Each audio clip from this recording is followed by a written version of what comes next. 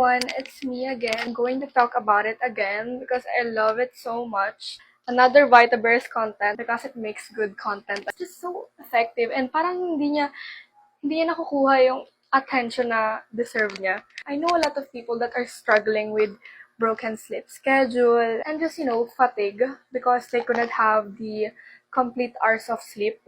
So yeah, this really worked. I just couldn't deny it. Guilty pleasure ko talaga yung pag-stay up all night watching K-drama. Kapag gusto mo makatulog, gumagawa ka ng paraan para makatulog ka.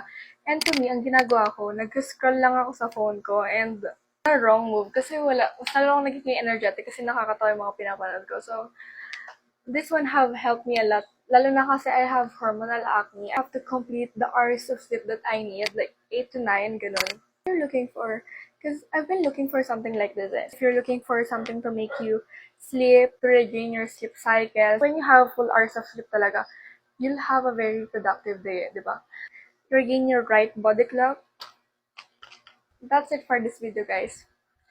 See you again.